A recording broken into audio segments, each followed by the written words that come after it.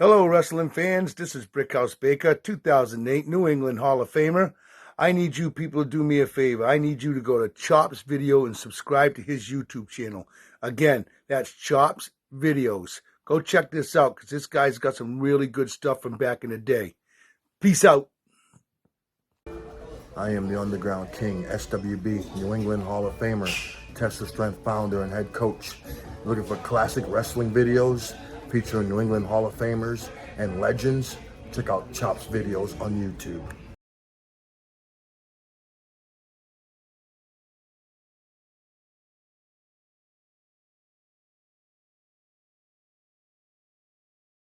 Hey, Chopper here with Chop's Video. I'm sitting here with Suicidal Silva. How you doing, Silva?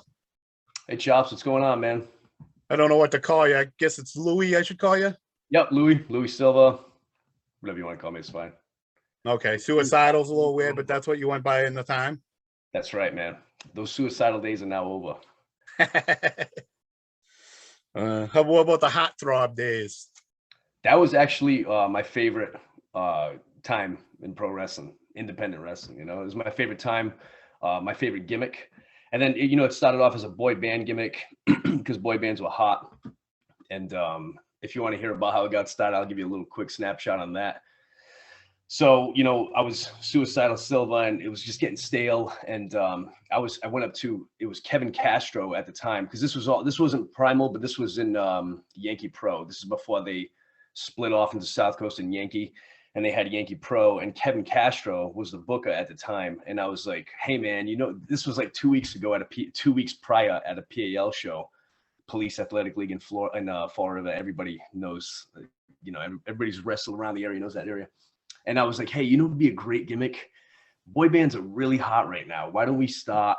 We should do a heel gimmick where, you get a boy band come out. And even if it's just a single dude without an actual team, be that representation of a boy band. He's like, wow, that's a great idea. And I was like, just throwing it out there. 2 weeks later, 3 weeks later, when we had the actual show at the PAL, I got there early. It was usually pretty normal for me. I got there early. It was like middle of summer, nice summer day. I'm all amped up to go work. And Kevin Castro comes up to me. He's like, hey, you ready? And I was like, ready? He's like, yeah, you're going to do that boy band gimmick. I was like, what? Are you serious? I was like, I'll be right back, bro. So we had a little place in Florida, Massachusetts called the Harbor Mall. It was this beat down mall. It's now been resuscitated. And it looks a lot nicer now. I've recently been up to visit my parents, but it was called the Harbor Mall. And I went into, I think, Record Town at the time and bought the latest In Sync CD. And I was like, I'm going to use this as my theme music. So, I went, I brought it back. I said, let's use this song, Bye Bye Bye by In Sync. My time came out. I had my friend who's still one of my best friends, Brian Moniz. He went by the name of Julius Sweet. He was my agent. And we went out there together. It was a perfect opportunity for him and I, because he was doing like managerial work. He had managed me on a Joe Bruin show as Julius Sweet. And he came out. I came out and to the Bye Bye Bye song, instant heat with the male in the crowd, the males in the crowd, instant heat. I mean, no guys like boy bands. They're all, they didn't like them back then. Huge with the female audience population there. And I came out and I had a match later that night, but I can't remember against who, but I had, it was just to get me over. So I grabbed the mic and blah, blah, blah, did all these things, just booing the hell out of me. And then I had somebody called my Nokia cell phone, which was in my pocket while I'm in the ring. And I told the crowd as I'm on the mic, I'm like, hold on 1 second. I picked up the phone. I was like, okay, no, I can't. Okay. Hung that up. And I was like, that was Britney Spears. And I got just booed, out of that little segment. So that's how the Hot Throb Lance Silva was born. You didn't have that CD right out in your car? Bro, I learned that dance so I could be more of a heel. I bought like a video. I was the manager of Blockbuster Video back in the day. So they had like this In Sync live in Madison Square Garden. I rented it and I learned the Bye Bye Bye dance so I could come out and get extra heat. And it did well. But then it worked against me because it turned me face. And I was like, this isn't how I wanted this to go. But Then I became a huge face for Yankee Pro. They gave me the strap and all that crazy stuff. I probably didn't deserve it back then, but they gave me like the heavyweight strap and everything. Here I am, 88 pounds soaking wet at the time. But they trusted me to carry that company for a little bit. Then I lost the strap to Nick Steele, God rest his soul. But, I learned a lot too. So. That's awesome. Let's get into all that when we do your career. Definitely. I definitely want to hear about that. Sounds great, man. So getting on to PCW, Primal Conflict, how did you first meet Donnie Studley Steve Stallion? So Joe Bruin and I kept in good communication because that dude was real good to me in the beginning of my, Suicidal Silva days, where I was wearing cutoff jeans and a big Superman S t-shirt. It looked like garbage, you know what I mean? But he was really good to me. Joe Bruin was always really good to me. He had his Hardcore Wrestling Federation, which I was probably one of the first people he called to work that. I think I worked TJ Richter on one of his shows. I worked Jose Perez, which got a huge ass whooping from Jose Perez in the hardcore match. Vicious. And Joe Bruin had called me also onto his radio show, which he had at the time. And I drove all the way to Providence, like after work or before work. And I was like, this is the life of a pro wrestler. I'm really living my life right now. But I heard about Primal through, I believe, Joe Bruin. And he was like, hey man, there's this new company, Primal Conflict. You should probably try and go work for him. So he told me about Donnie, which I knew as, I think it was Studley Steve Stallion, like that. I believe that was his name. I could be wrong. It was. All right, excellent. Yeah, he was Studley Steve Stallion. Before that, I think he was just the Stud.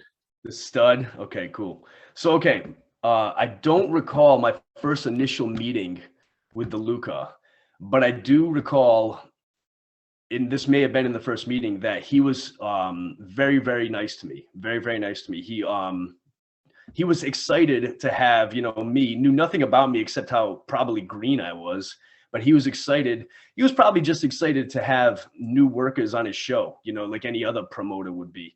But he took a chance with a lot of us. I mean, he took a chance with me. He took a chance with Kyle, Vert. He took a chance with the Dan. And then you have guys from ECW he's paying good money, like Pitbulls at the time, Cronus, Balls Mahoney, King Kong Bundy, who was not in ECW at that time. But he's paying these guys good money. And, he promised us a payday as well, And I was like, this is cool. I'm used to getting paid nothing. So anything will be great.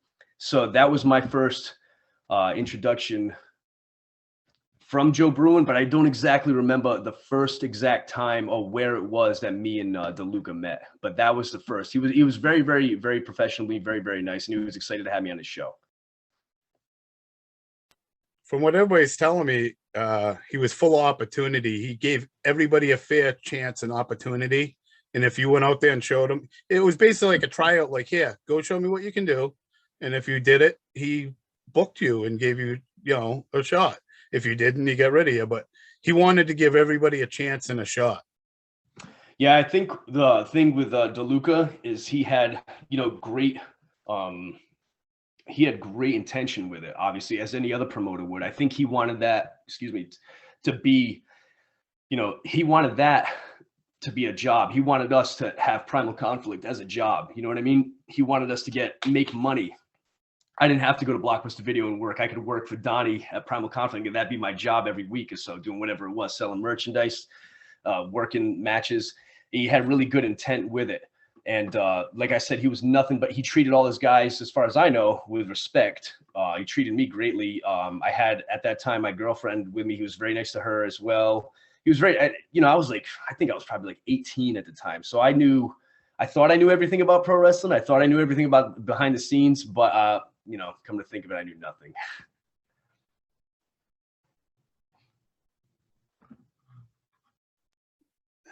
Who did you know many people there when you got there in the locker room? So I had worked some Power League wrestling shows around that time, and having guys come and work for Joe Eugenio, and see people in the locker room. I got to meet a few people. Some of the faces were brand new to me, and I'd only heard the names, these mystical creatures that I've only heard of, in the locker room. And but I knew guys that were there. Kid Charisma, he was actually like my first match ever at the PAL for Joe Eugenio. It was in a battle royal, and Kid Charisma and I squared off in there. And plus, he would go to training when I was learning how to work the business, and he was always very, very nice to me, very respectful, very nice to me. He was cool.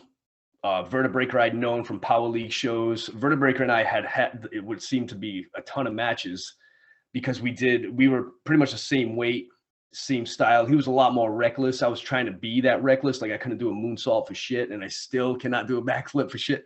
But he had that where I wanted to learn that, you know what I mean? But I did know a few of the names, and some of them, like I said, were only hearsay. I'd only heard about these people. So meeting these people in real life, I was kind of like not star-stricken because they were independent wrestlers, and but seeing guys like the Pitbulls there, who were probably all jacked up on, what God knows what at the time. Guys like Cronus, which I used to watch these dudes ordering the ECW tapes, because back then there was like the internet was AOL and dial-up, so you didn't have any of that stuff. So, I'd get the ECW catalog and, call the freaking, and I think Stevie Richards was one of the guys that would take the phone. I don't know. I've heard over the years, and you'd order the tapes, November to Remember, all that good stuff. And they'd come and I'd watch the hell out of those things. So, watching these guys on my VCR and actually meeting them for the first time, I'd always say hello, hello. And I wanted to have this tough demeanor so these guys could be like, oh, this kid's got what it takes. But little did I know I was doing it all wrong. But yeah, I knew some of the guys. I didn't know a lot. Over the years, I got to learn who these guys were just from, hearing names and hearing stories of said wrestlers. Yeah, obviously, I was a huge tape collector and turned into a huge tape trader, so I know what you're talking about. Right? Looking on your steps every day to see if that package came with the new tapes in it. Absolutely. It's kind of like Amazon now, except you order something on Amazon at 3 p.m. It's here by like 8 p.m. that same day. Back then, you had to wait like 2 to 3 weeks for a tape, Oh, it turns into addiction. When I got trading, I used to get boxes of hundreds of tapes at a time. I probably got like 7,000 or 8,000 tapes I've never watched. That's insane. That's absolutely. Yeah, because I just kept trading and trading and trading and trading. I couldn't have enough. And then I had suppliers. What I started looking for was suppliers like, oh, you get OVW in your area, tape it every week for me. And when the tape gets full, send it to me. And no, you get whatever in your area. That's what I started looking for, was people that got different wrestlings in their area to tape it and send it to me. Because I've always been into the regional, the independent. So I like seeing guys when they start. And then 5 years later, 10 years later, like you were talking about, working with guys and then seeing them later. I mean, I've watched AJ Styles, Mick Foley, Steve Austin from their first matches. I've seen Steve Austin's first match. I've seen Mick Foley's second match. I've seen Eddie Gilbert's early matches, Ted DiBiase's early matches, and I like that. And then when they make it, I'm like, no, this guy used to be, The Rock. I remember when he was Flex Cavana in Memphis, I was watching this guy, Absolutely, man. I totally understand that, because I was the same way. I actually, to me, it was like, I want to be one of those guys. I'd work with guys, and you would, in my head, I'd be trying to pick out who's going to be the next star, who's going to get signed by Vince, or who's going to go to ECW. I personally never cared for WCW as much as like I did as I got older, but my main two were ECW or, WWF at the time. Or maybe it was WWE, I don't know. But, I wanted to go work in Connecticut or Philly. Yeah, see, I was never a WWF guy. I just never, No kidding. never. Yeah, never. I liked it when Jimmy Snuka was there, and then Hogan come in, and I don't know, ever since Hogan took over, I was just like, I mean, I like stuff they did. There was stuff they're good, but it was never my favorite. I grew up on World Class with the Von Erichs and the Freebirds. Classic. And it just never measured up to that for me. I mean, it was good stuff I liked, don't get me wrong, but it was just never the best, to me. Yep. Getting back to Donnie, yeah, people always said I think he always had a vision is one thing. When he started Primal, he had a vision of what he wanted, and he always wanted to be different, like the name Primal. Even in the beginning, they said he didn't even want wrestling on it. He wanted it called Primal Conflict.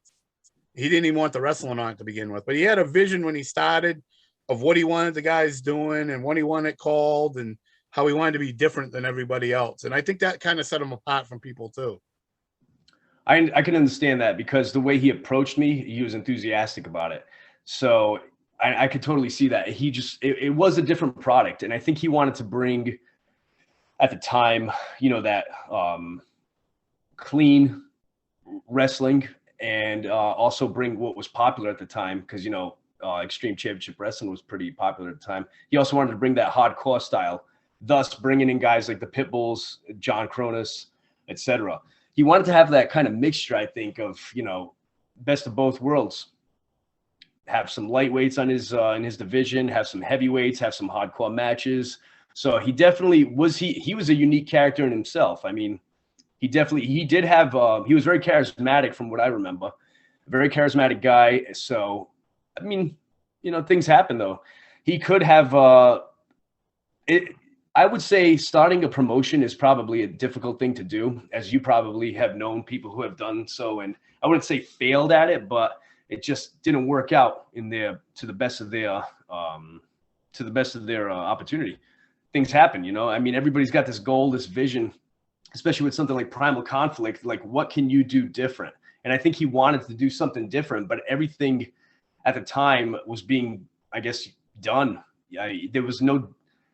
The hardcore market was saturated. You know, everybody was doing freaking hardcore matches. You know, me and Vertebreaker had done them. Jose and I had done them. ECW was every match in ECW, besides the ones with like Chris Chetty and Lou Spicoli at the time, were all hardcore matches anyway. You'd get Rob Van Dam and Sabu out there. It'd start going good, but eventually it would turn hardcore. You know what I'm saying?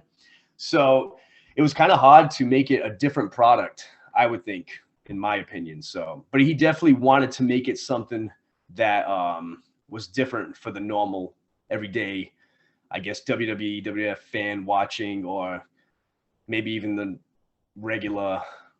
I mean, he also went to Revere, which was kind of where ECW would go every now and then, that Revere Greyhound. So he was trying to, I think he was trying to be some of that, but also different, if that makes any sense. Like he was trying to bring names in like King Kong Bundy, but he was also trying to stay to what was popular too at the time, which was, you know, extreme hardcore wrestling. I totally agree. And I also think he was trying to give it to the local, like to you. Like, we're bringing it to you. Like, you don't have to go to Philly. You don't have to go to New Jersey. You can be right here at home and see New Jack and see Balls Mahoney and see this stuff right here at home. I think he was trying to bring it here, if that makes sense. Yeah, that makes a lot of sense. Because yeah, he was a fan of wrestling. So if he liked it and he wanted to bring that here, because a lot of people loved that style of wrestling, why not? If you can, bring it here. Here's your favorite stars. Plus, we have some new and up and coming stars that you might want to check out as well. So he had the right idea. And I think you're right on the variety, and it was lacking, and I think it's still lacking now. I think everybody follows everybody. Everybody wants to be WWE, like AEW come out and said they were going to be different and this and that. They're a lot like WWE. They're still doing the same cartoonish stuff. They're adding stuff, but they're WWE 10 years ago. Nobody has made a legitimate different product. Like ECW was a legitimate different product when they started. I mean, even TNA, when they started, they had the Octagon ring. They had the X division. They had the X match with the ropes on top. That stuff was legitimately different and set them apart. They need something nowadays that's legitimately different. Like you can flip by the channel and know it's something different just by flipping by the channel. Yeah, what's going to catch your attention? You know what I mean? Like, just like you said, ECW was different, and I don't think it's ever been replicated. I know XPW was out there, but that flopped, I think. Not disrespecting or discrediting them at all, but that flopped. You know, look at, I guess back They actually just came back and had a show. Did they really? Interesting. But I mean, how long will that even last? You know, are they coming back, you know, with the same style that was, you know, running wild 20 years ago? You know what I mean? Rob Black went to jail. He got busted for his porn. He was a porn industry guy, and he got caught for doing, I think it was underage porn or something, and went to jail. Jesus Christ. He was doing like outrageous porn, like rape and beating kids. His porn was like over the top. It wasn't like regular porn. It was like the most extreme stuff you could do. And he called out he went on like CNN or something, or one of the news stations, and called out like the general, the surgeon, not surgeon general, but whoever, a big wig with the government, and challenged them to come get him. And they did. Really? Shame on him. Yeah, it wasn't too bright. Like everybody around him was like, what the fuck? And he went back to his office and said, okay, here's what we're going to do when they come and get me. Like he knew they were coming to get him. It was probably his way of turning himself in. Yeah, I don't know if you watched it. Messiah, what his lead guy that held both the belts and stuff, banged his wife, slept with his wife. Lizzie Borden was his wife. Slept with his wife and was having an affair. And he sent 2 guys to his house, and they cut his thumb off. They were supposed to cut his dick off, I guess, and couldn't get to it. So they cut his thumb off instead and brought his thumb back to him. It's crazy over there. This is some old Godfather stuff, you know, some like Goodfellas style stuff. No, I tend to stay away from that style of entertainment, I guess. Well, you brought up XPW, so that's the story there. So he got out of jail and he started a burger joint and owns it. But he just had his first show. I guess he's gone straight and narrow. He's out of the porn thing, and now he's trying to redeem it and bring it back, I guess. Whatever works, man.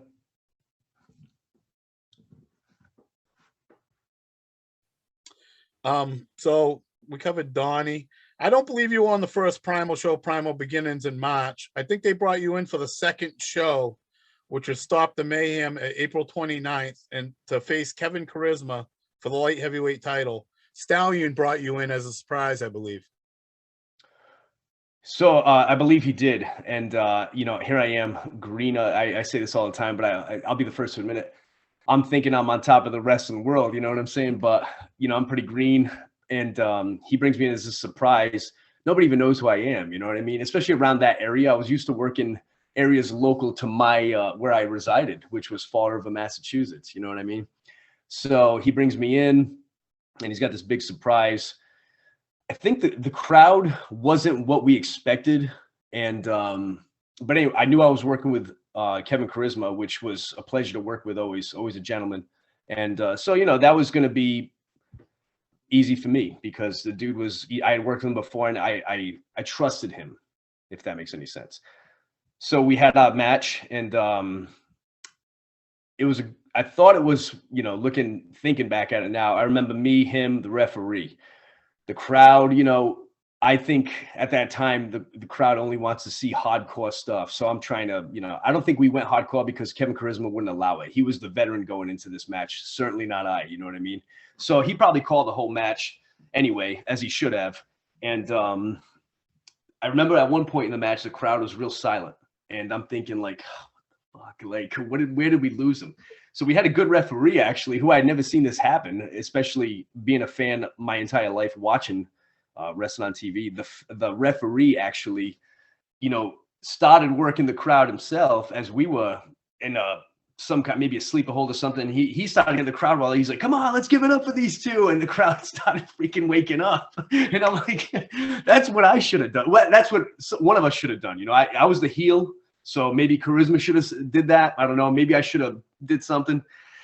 I don't know. But anyway, the thing that stands out the most in that match, Charisma went over. I never got the strap from him and, you know, didn't deserve it or whatever it was. Not a problem. At the time, I probably was a little bit sour about it because all I cared about was, man, anybody who's got the strap is that's where it's at. You know what I mean? But I mean, you look at guys like Piper who like had the IC strap for like 2 seconds in the WWF at the time. But anyway, regardless, that's getting me off track. But the thing that stands out the most in my mind from that match is Charisma had me straddled on the second rope, like leg wise. So like my legs are like this open on the legs on the second turnbuckle. So I know what he's gonna do, but you know, this is a work. We're working a match. This dude comes in from the opposite corner, hotter than hell, and kicks me square in the nuts. Like bad. So I'd never been kicked in the nuts that hard before, you know, and we weren't wrestling and we get hurt in that area. This dude, because he went full force. I hoped he meant to kick me on the side, you know, like right below the hamstring. No, that dude, pointy toe and everything right in the balls. And I dropped, and the referee saw it, and the referee even was like, "Ooh," you know, and he came to me, the ref, because I was dying, man. He came to me and he was like, do you still want to continue? And I was like, yes. And we did. I don't know how, but damn, dude. I always wondered, I'm like, damn, did he do that on purpose as like a receipt for something? Or did somebody tell him like to kick me in the nuts as hard as he did? That dude kicked me so hard on the balls. I never forgot that, bro. I'm hoping, as much as I, you know, respected Kevin Charisma and all, I'm hoping it was an accident, because accidents happen, you know. But if it wasn't, I probably assure you whatever beef he had with me is probably, you know, water under the bridge now. But that's my main takeaway from that match. It was like, that was the biggest literal kick in the nuts I'd ever gotten in my life, man. It was bad. I actually interviewed Kevin and Hugo, and he actually spoke highly of you. And he actually said to ask you about singing a song called Little Wolf or something. What song was that? Little Wolf or something. I'm not familiar, man. You singing a song at a wedding or something? He said he could get footage of it. He was going to send me. I would like to see this footage as well. So when you get that, you send it to me, man. You know what? I'm going to try to get it. At that time, Chops, I was also very, you know, so. So I don't know what he's talking about, but I was talking to him, and I think that was one of the times we were going to do the interview. And he's like, "Oh, if you interview him, I got some footage to send you." And I'm not sure that's the name of a song, but he's like, he sang a song called something like Little Wolf or something. He goes, "Bring that up to him." I'm not familiar. It very well could have been. So let me know when you find out, because now I'm curious. All right, I'm supposed to finish the interview with him because I only did half of it, but I'll ask him for it, because he goes, "I'll send it to you so you can show it to him. You can put it in the interview." Sounds good, man. I have no idea what he's talking about. I figured it would pop you when I mentioned it. Also on that show was, do you have any other memories of that show? Vert and Kyle in the dog collar match. I guess they really had some heat, and Vert, we got hung on the ropes and really went out, I guess, for a little while. So I was in the locker room and I heard about that happening, but I was so, you know, tied up in my own little wrestling world that I guess maybe I didn't pay as much attention as I should have. But I do remember hearing something about it. Like, I remember everybody crowding around, you know, that little gorilla position area, and being like, "Oh shit, Bert's out. And I had no idea what was going on, honestly. I thought it was just part of the show. But, you know, when you, at first you think it's part of the show, but then you realize, I didn't realize him and Kyle had that much heat, honestly. At that time. Kyle broke character and everything and called Vert Kyle, because Kyle was supposed to be Ryan Storm when he started, and that's how he got the Vert character. And because he couldn't be Kyle Storm, because Kyle Storm was Kyle, so he was Ryan Storm. And the first time ever, that was like years before, he goes, "Yeah, I called you Kyle over the mic, I guess." I don't know, man. To me, it was, you know, you look back at it now, and maybe they feel the same way. You look back at it now, and you're like, what was the heat that was really going on? Was it really worth it? You know what I mean? Because I had heat with some guys in.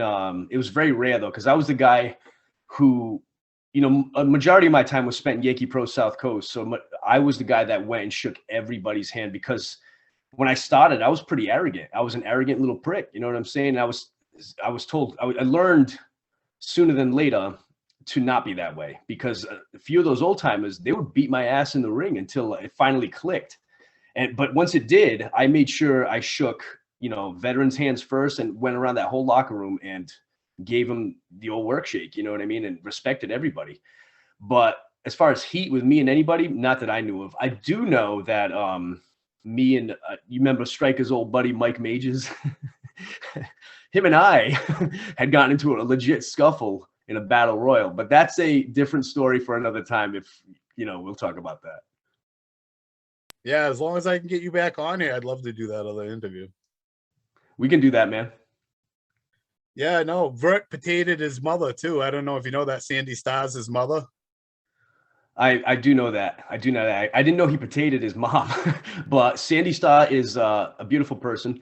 I I guess I knew of Sandy Starr before I was even a wrestler. I remember going to Shaw's supermarket in Fall River, and they used to have the Fall River Tribune, and she would write an article for that Tribune all about wrestling. And me as a 14, 15-year-old, I could anything I get my hands on pro wrestling, I did. And I would read about it. You know, I'd see she had a little picture of her, like it was real cheesy, you know, kind of like 80s, 90s picture. But her and I are actually friends on Facebook now, and she's very, very kind woman. And I've had zero bad to say about her. I did not know that. Was it legit that he hit his mom? I mean, what happened there? I don't know. I wasn't familiar with that, actually. That's a great story. I never heard about that article, but yeah, it's legit. Bert told me they told him to hit her, and he goes, "Well, if I'm going to hit her, I'm going to hit because I guess she was gonna gig." So he's like, "Well, if she's going to gig, I got to make it look good." And he said he potatoed the hell out of her. He said he hit her harder than he hit anybody, right in the forehead. Well, knowing Sandy Starr, she probably told him to do that because, especially, you know, it's kind of crazy because a lot of times, I don't know if you remember Rage, who was in Yankee Pro, Eric. Him and I still remain, you know, pretty good friends today. But him and I were real close when something about us, we just clicked. We had this one match at the Fisherman's Club in New Bedford. That is still one of my favorite matches of all time. You know what I mean? But him and I, every time we worked, it's like when you work your friend, you're not afraid to hit that motherfucker harder for some reason. You know what I mean? It's just like you really lay into him. So I can imagine Sandy Starr probably told Kyle, like, if you're gonna hit me, freaking lay it in, man. You know? Yeah, I don't think she told him. I just think he knew she could take it, and he's like, "Well, if I'm going to hit her, I'm going to hit her." She definitely could take it because she's a tough lady. So that may have been the case as well. I was not aware of that though. Yeah, from the way he told me the story, he was just like, "Well, if I'm going to hit her and she's going to bleed, I got to make it look good. And the way the Primal fans are, I got to let them hear it." So he laid it in. That same night, Dave Donovan and Padula had a barbed wire match where they really beat the hell out of each other and tangled each other in barbed wire. Did you see or hear anything or see them after the match? Anything on that? Other than seeing them come back bloodied as slaughtered pigs, no, I didn't. But they were pretty tangled from what I remember. But I wanted to be them, you know. I wanted to be that hardcore MFer who was out there. But no, unfortunately, I don't know much about them because I didn't really get into other people's feuds. I was in that mentality that I'm going to take care of myself because I got this pro wrestling career I want to, you know, build. So, which is not a good way to look at it. And I realized that, you know, years later, that it's good to watch everybody's matches, honestly, because you can learn from everybody. But instead, I was busy tooting my own horn, especially that early on in my career. I mean, that was probably my first year and a half in pro wrestling. So I knew. Let me tell you, I'll be the first one to tell you I knew nothing about the business. You know what I mean? So no, I wasn't too. I didn't know much about what happened in that match. Max the Butcher Brannigan defended the NEWA title against Thrash that night in a bamboo stick match, which I heard these bamboo sticks are stiff as hell. It's a legitimate bamboo stick, like solid. Did you know Max or Thrash, and any opinions or memories on that? I knew Butcher Brannigan, and yes, those bamboo sticks legit, man. I have been whacked with them many times back in you know, my days of pro wrestling. I wouldn't want to do that now. Like, I'm 40 now. I can't imagine taking a beating like that and going to work the next day. You know what I mean? But anyway, I knew Max. He was always very kind. He seemed like a kind dude, always in the locker room. He was the one who gave me a chair shot in the Yankee Pro Wrestling match. And the dude, you know, there's a right way to hit somebody with a steel chair. You know, this dude hit me with the chair turned around. So the lip of the seat, which I'm actually sitting on one right now, he hit me with this side versus this side. So that's, I think, what busted my head open. But other than that, I don't know much about him at that time. Was I scared shit of him at that time? Yeah, that dude looked intimidating as hell. Both of those dudes did, you know what I mean? These dudes came out with like ripped shirts and ripped flannel, and I think Max Brannigan had like a lazy eye. I was scared shit of these guys, you know? I was 18 years old, man. I didn't want to mess with them. And if you told me I had to work those guys, you can damn well bet that I was going to be nervous as shit prior to that. But I was just thankful I was not in any feuds with that. Like a guy like Hugo, we're kind of the same weight. You know what I'm saying? I'm like, all right, cool. A guy like Kyle, I knew Kyle. But luckily for me at that time, because I guarantee you, if I did work those guys at that time, they would probably beat my ass. So, but that's as far as I know. I didn't know too much about Thrasher, but other than Max is a cool dude to me. Never bothered me at all. I remember seeing that, like you said, you seen my footage on. I was just like, holy shit, look at all that blood from the back of his head. I was like, holy, like I knew you didn't gig or anything. I was like, holy fuck, like how'd that happen? Like we just seen you walk by, and I end up following you around when you guys come around the ring. I got some good footage of that shit. I saw that footage you posted, and it brought back, I guess, memories. You know, I didn't realize how much I had bled until my friend Brian, who was Julius Sweet at the time, my agent. That was when I was doing the boy band gimmick. He was like, dude, you are bleeding a lot. They called an ambulance for me that night at the PAL, and I refused to go, but they're like, no, you're going. Joe Eugenio, the owner of the company, is like, you are going to the hospital. So I did. I had a concussion, all that good stuff, but, you know, I would have done it again if somebody had asked me to at that time. Not right now. Yeah, there was a lot of blood coming down. No doubt, bro. No doubt. Yeah, but you were pouring blood. I couldn't believe how much blood when I seen it. It was just like, holy crap. Ridiculous. The things we do when we're younger to try and claim our fame, to make our mark in our little wrestling world, you know. I remember kind of seeing it, no offense, but being Evil Ed, I don't know if you know who Evil Ed is. He used to make all the weapons for Primal and everything, just a fan, and he used to like bring all the barbed wire, all that stuff. And we went there, 4-way hardcore match, and we're like, it's Yankee Pro. It ain't gonna be, compared to Primal. And they'll do little stuff. They'll use some pans and a couple chairs, and we figured you guys weren't gonna go all out. Not, no offense, but we didn't think you were gonna be setting each other on fire and shit like Primal does. And then we look up and we see all that blood. We're like, holy shit, yeah, they're doing it. It was worth the $10 ticket. No, I'm just kidding.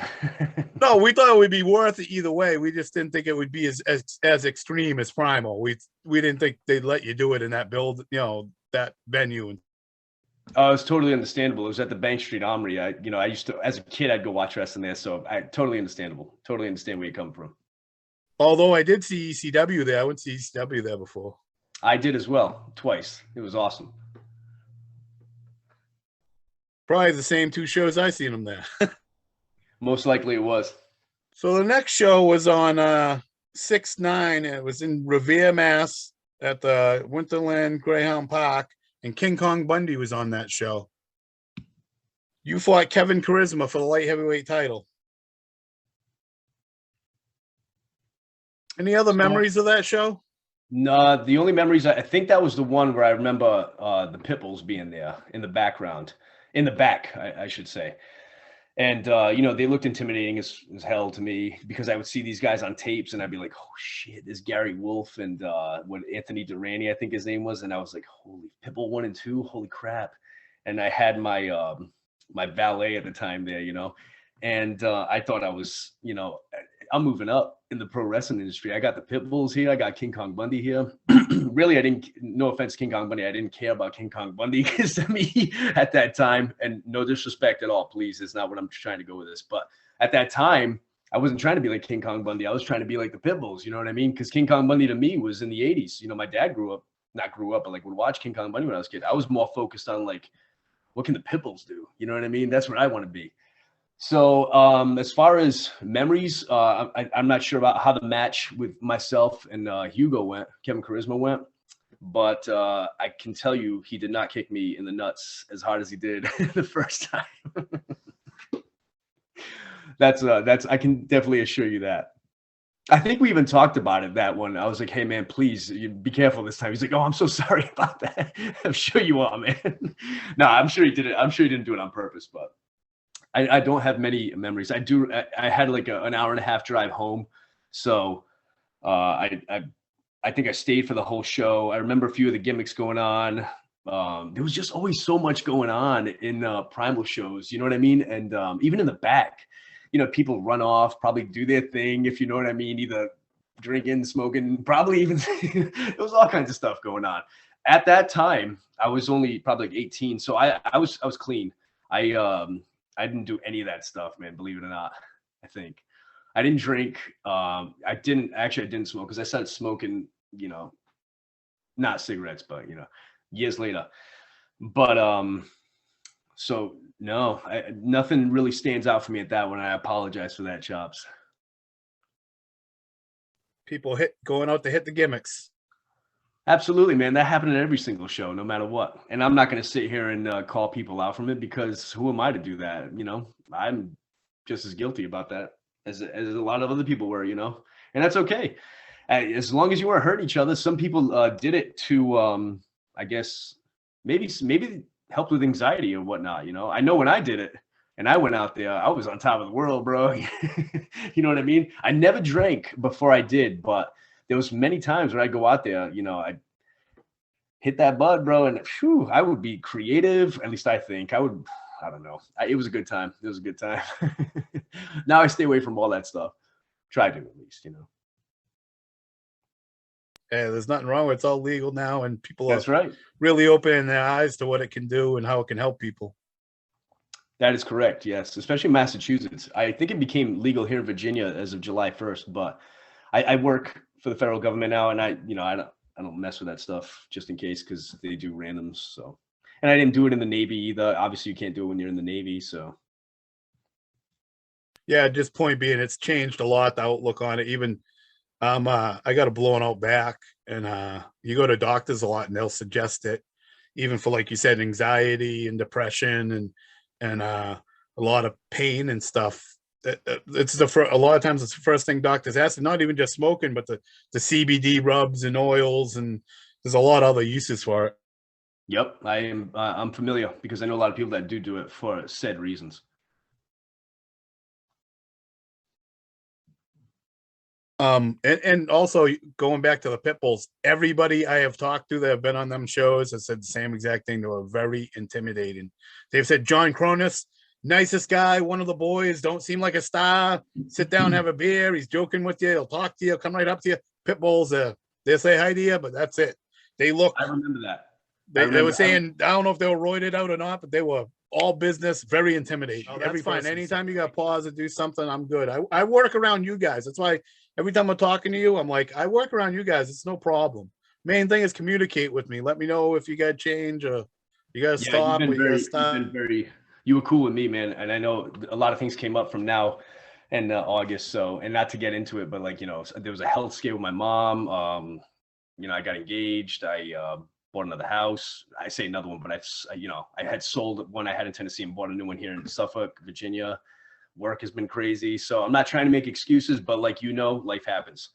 But going back, the pit bulls, yes, they were extremely intimidating. They had a very small clique, and I guess it's the guys who had known them previously. I remember seeing them, and like you said, they were obviously juiced up, you know what I mean? And they were red as hell. So they were probably a mixture of pain pills, beer, alcohol maybe, and juice. But they didn't really bother anybody when it came to it, though.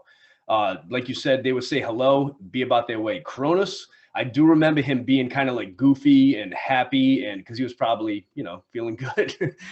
But he was not intimidating at all. Very welcoming person, a real tall motherfucker. You know what I'm saying? But good experience. Cronus basically ended up becoming part of the roster, part of the family to all of them. I remember that, yes. He was on a lot of shows. Him and Balls Mahoney were part of them. He was always there. And I wanted that to be me, but I think at that time, or at the third show, Joe Eugenio didn't like his guys, because we trained for his company. He did not appreciate his guys going to other companies and working because he didn't want them making you look bad and you coming back and being his star, even though I wasn't even a star, but they had some plans for me, but he did not appreciate. I think he was just kind of stingy, not to talk bad about Joe Eugenio, but I get it. He invested in us, and he was just kind of stingy with his workers, and he didn't want you working Power League. He didn't want you working NEWA. He definitely didn't want you working Primal because I don't think he perceived them as a threat. I think he just, who's this guy out of nowhere trying to come and take my guys now? You know what I'm saying? So that's that. So that's the reason why I stopped working for Primal and everybody else. I became committed. I was just committed to that company who took the time to invest in me, and they believed in me. So. And they had so many shows, Yankee Pro, especially between Yankee Pro and South Coast. They had more shows than anybody. I was talking to Stryker about it, and he got in so much heat. He wanted to work for Primal so bad, like you're saying. He wanted to do that style. It felt like he fit in there. He did not want, and he was the hardcore champ, I guess, when he of Yankee Pro when he went to Primal.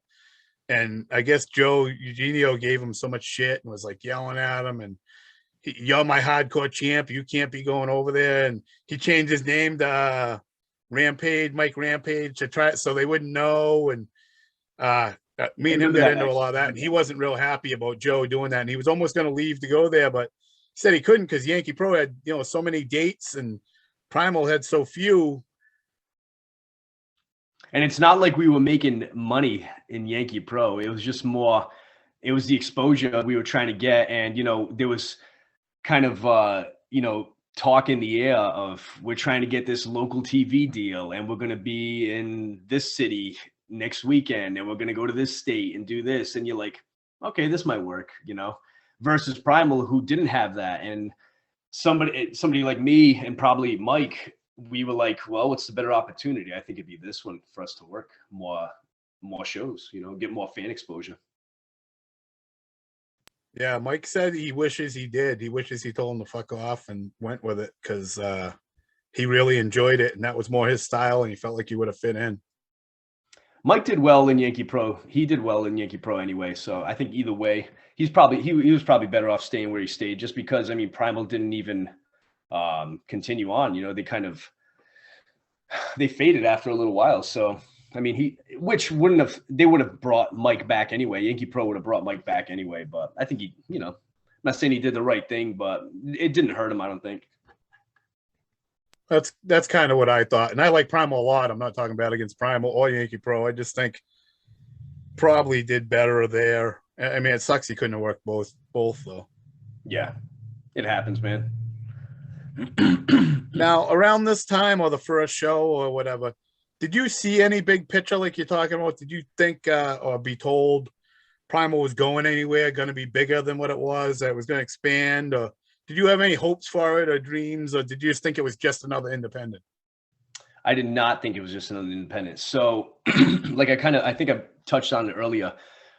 Donnie had these goals of making this a full-time job, not only for himself, but for his workers, I believe. He wanted this to be your, if we can get health insurance out of this too, this will work well too. This was going to be, this is what I hoped would be, shit, I hope this does land a huge deal and we can be like ECW. That was my intention. Yes, it wasn't a promise, but the talk was definitely there. Like, he wanted to pay us.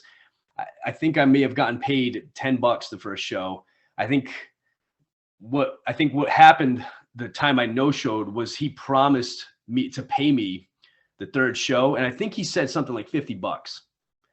And he said there wasn't enough people at the gate. I couldn't pay it tonight. And I was like, dude, I just drove. I didn't say this to him. I'm just like, okay, I just drove 2 hours, and I'm fucking 18 years old, 19 years old. I ain't got no freaking money. And I was like, that did it for me. I may as well just wrestle locally where it's, maybe a half hour from my house. And it left a sour taste in my mouth because he did promise to pay us. And I knew that the names were getting paid for sure. Obviously those guys probably want their money ahead of time. And I knew guys like that had been in a little longer than me, and rightfully so. But if you're going to promise somebody something, I went there with the hopes of making $50, and I left there with nothing, probably beat up, you know what I'm saying, at the time. So that was my and not that I'm bashing him, but that was, I think, my reasoning to be like, no, I'm not going back to this dude. This dude promised me $50. You know what I'm saying? It's funny because they're quick to bash you when you no-show, but they don't tell the reason why that you no-showed. Hey, Suicidal Silva didn't make it this time because he's a piece of crap and blah, blah, blah, blah. But I didn't pay him what I promised him the show prior to this, So It's okay. I mean, that was years ago anyway. You know, we're just talking. So, but yes, he did have, he did have. So I guess that's when I realized that this isn't going to go anywhere because he is already okay. We didn't make this isn't a good sign to begin with. You know, we're not. It just in the whole aura wasn't there for me. You know what I mean? It just something didn't feel right. And as I went to these shows, it kept feeling less right. You know, the first show, everybody's amped up, everybody's electrified, we're ready to go. Second show, you're kind of like, okay, I kind of get it. You know, third show, not a lot of people show up. You promise to pay, you don't get nothing. Go home. We'll see you next time. So, yeah. So that's kind of touching on the third show, which was in September 8th. That was Return to Wonderland. You fought Tiger Khan, who is Dallas Austin, who is George Carroll, which most people know. He blew the green mist at you. That was for #1 contender for the light heavyweight title. On that show was John Cronus and the Pitbulls, all the indies, the independents. It was Jose Perez, Pretty Boy Hernandez, and Kevin Charisma. Fought each other. Kyle Storm was a special referee, just for a recap of what that show was. I loosely remember wrestling Tiger Khan. I do remember that he, you know, we talked about the match and whatnot, and he said he was going to do the gimmick with the mist, and of course, I was cool with it. But me had never have receiving, you know, the Great Muta style mist in my face. When it came time for it, I remember this dude lifting his mask up to his nose, blowing that mist in my face, and I didn't close my eyes. And man, I got that shit right in the eyeballs, and it burned a lot. So, are you still here, Chops? Yeah, I'm still here. Can you see me or hear me? Yeah, I can see you, but you're okay. You're good now. You're good now. So, did you catch everything I said? Yeah, yes, I did. Okay, so I remember him pulling his mask up to his nose, blew the mist out. I had my eyes open like an idiot, and I got full shot of that right in both eyes, and it burned like hell. I'm sure it was just food coloring and water, whatever it was, but it burned like shit. And I remember losing that match and grabbing the mic without telling anybody and pretty much cursing up a storm because, you know, in my head, this is going to be ECW in a way. This is ECW. So I'm like, you know, what the F was that? Asking the referee, what the F was that? You know, talking about the mist. And I kind of like looked over to like where the curtain area is, and I could see people like, shut the fuck up. I didn't give a shit. I kept going, and you know, I just talked smack to I wasn't shooting on anybody. I was just playing the gimmick. Talk smack about what had just happened and blah blah blah. I'm the best lightweight in New England and all that stuff. So that was the extent of that, and I think that was my last show for Primal. Yeah, I think so. Yeah, I think that was it for you. Well, oh, I stumbled across what I was going to ask there because it was on the last show. So that wasn't a shoot on that interview. Wasn't a shoot. You weren't shooting. That was more gimmick. Yeah, that was all gimmick. I in my head, I wasn't shooting on anybody because I wasn't trying to ruffle any feathers at that time. Even though I was pretty arrogant in my own head, and probably to other people too. I wasn't shooting on anybody. I was just trying to build myself up to be like, oh, this. It was kind of like a work shoot. You know, you want the fans to believe that I'm genuinely pissed off. But in my head, I just grabbed the mic because I'm like, this is a free for all. I see guys here doing free for all shit all the time. You know what I'm saying? You can do anything here. So, and it may have not done so well with me because I was still new to the business. So they may have not taken that as well as, you know, say somebody like Jose Perez, who, if he would have done it, they would have respected him more because he had been around, he paid his dues versus me, who I hadn't paid my dues. I hadn't paved the way for anybody. I just grabbed that mic and started cursing up a storm, which wasn't called for at the time. And they were pissed. But I wasn't talked to or anything about that. They didn't reprimand me or anything. I just, I think I was just trying to build up my own character of Suicidal Silva. That was my next question if anybody spoke to you about it. So did you know you were leaving at that point, not coming back when you did that promo? I did not. I think what the turning point to that was at the end of that show when Donnie, when I went up there for my payday, you know, in my regular civilian attire, and I was getting ready to leave. You know, I was always respectful. I'm like, hey man, do you have my money? And he said, sorry, man, the gate was a little light today. I can't pay you today. And I just said, okay. And it really, really discouraged me. And I think that's what was my deciding factor to never come back. Now, there's a confusing part for me right here. I have a match against Jose Perez, and it's on a weird TV show that's a Jose special. And I believe they say it's your debut in Primal, but I think it might be from a show in October that they had a VFW. What's that? I thought that match was at Joe Bruin's Hardcore Wrestling Federation.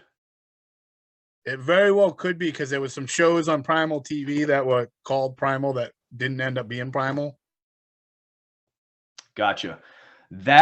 So Jose, I think the first, so I had 3 matches with Joe Bruin. The first one was me versus Vert, which that first show had like 11 matches on there. It was ridiculous.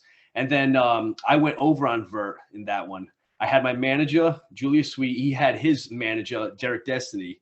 I went over on Vert, and Vert, I mean, Kyle's a good dude, but Vert was pissed, and I know this. Vert was pissed that they put me over, Green Suicidal, so he was pissed. He went back to Joe Bruin and said, hey, I got an idea. Why don't we come back, and I'll have Derek Destiny tag with me, and he can have Julius Sweet tag with him. We can make it a tag team match, and we'll go over on them. So Joe Bruin agreed, and that's what happened. That they ended up going over on later on in the show. And the second show with Joe Bruin was me versus TJ Richter, I believe. And I think the third one was me and Jose Perez. Oh, okay. So is that the only time you wrestled Jose, you think? That was the only time I'd ever wrestled Jose. And let me tell you something, Jose, he was an intimidating individual to me because, again, him and my trainer, Brickhouse Baker, Mike Baker, who I love dearly, very, very much. I still do. And we don't communicate as much as we should do now because life happens, but we still, wish each other happy birthdays and every now and then reach out on Facebook. But Mike Baker is one of the greatest guys I know in the world. Him and Jose Perez are really, really tight. And they've had some bloodbaths, they've had some brawls. But something about Jose, every time I would always be like, that dude does not like me. And maybe that was the case. I just don't think he liked me at all. So going into this match, I was nervous as shit that he was going to beat my ass. And he beat my ass. He beat my ass. But I will say this about Jose. I withstood everything he gave me in that match. That dude beat the living crap out of me. Keyboards, chairs, canes, crutches, you name it. It was ridiculous. But I would give it to him back. After the match, he got on the mic. He went over, obviously. After the match, he got on the mic and said, don't quote me here, but it was something along the lines of, a lot of people, I've worked a lot of people and some of them can't hang.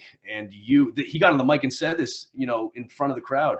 He's like, you've earned my respect. And I was like, oh shit. Like, are you sure? You're not going to beat me up right now? So, hearing that from him meant a lot to me because I thought the dude couldn't stand me. And maybe that was the case or not, but at least, I earned his respect that night after he beat my freaking ass.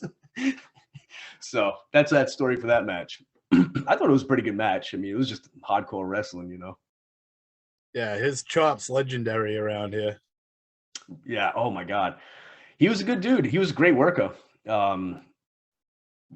Rick Fuller's chops are legendary as well. I went to high school with Rick Full. I graduated with him. Small world, small world. Yeah, I don't know him that well. We're not like good friends or anything, but I went to school with him and he knows me. I know him, obviously, but we're not like real tight or anything. That's cool.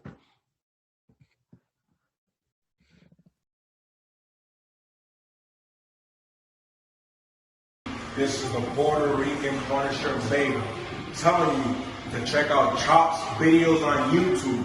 He's got the best collection of classics in New England wrestling and professional wrestling in general. So go ahead, subscribe, give him a follow, give him a like, and hit the bell notification so that you get the latest videos when they drop. Y no te olvides que guste o no te guste, Chop Videos, esa es la que hay.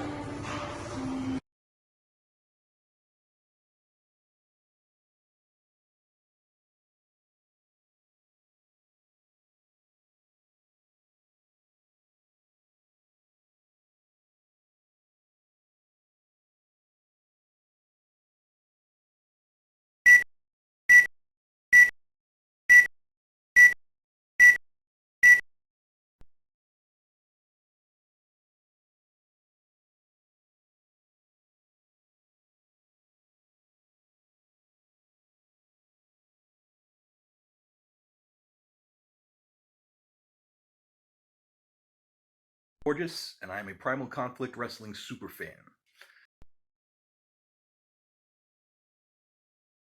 I mean, how could you not want to see Jamie Payne and Nemesis? Oh my God. Have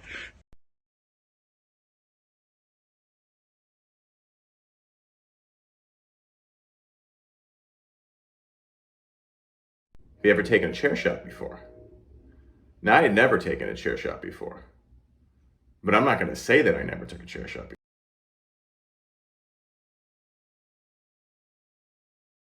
Hello, wrestling fans, and welcome to Primal Conflict Television. My name is Studley Steve Stein.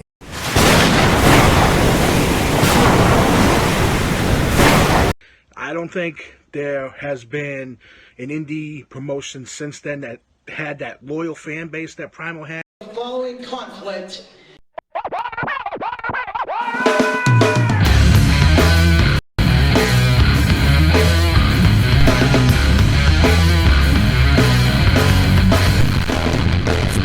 You don't wanna be down and like I need you around. You sticking me up and I don't wanna be stuck without a moment to spare. It's like I'm already there when you need me. I'm right here, I'm ready to go. Kinda like I be mad, you think it might be the passion. Got me ready to fight, I got it right on my gut. Just another distraction, try to make a reaction. Got me down on my sight, and so I'm kicking them shut. You be all on my way when I got something to say. And you ain't got the same knock marks in your veins. And I will do it again, but I won't go it alone. Cause it be living like a hurricane, you leaving your home. And I be giving it up, and I ain't making the time. When you be having these delusions in your mind. And we be cutting you off, but you ain't helping yourself. And I'm just thinking about the people you got living in hell.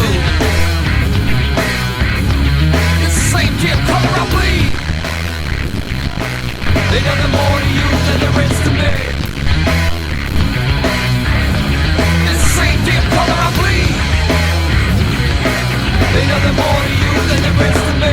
You're gonna get it, but I won't let it be. A faded memory, Jack Daw's the enemy. A roll call, ready for the remedy. A burst of energy, secretly sending me on an excursion. My vision blurs when I'm double-fisted, twisted, demented. Jammed them off some skunk, scented, invented a new type of pattern.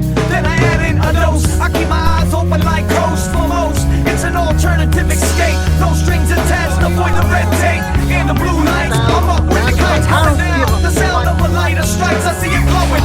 In my direction, walls for the cause like now. Resurrection took place, and I fell with my people like a living in hell. It's the same damn color I bleed. They nothing more to you than the rest to me. It's the same damn color I bleed. They nothing more to you than the rest to me. I got something else.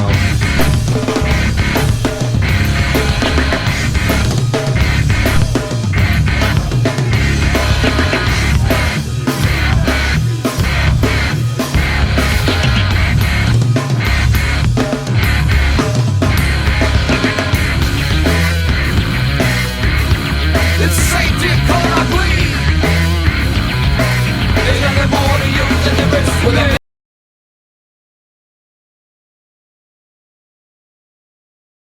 You know, on the one hand, they were so cool to a fan that, you know, they didn't have to be, and they were.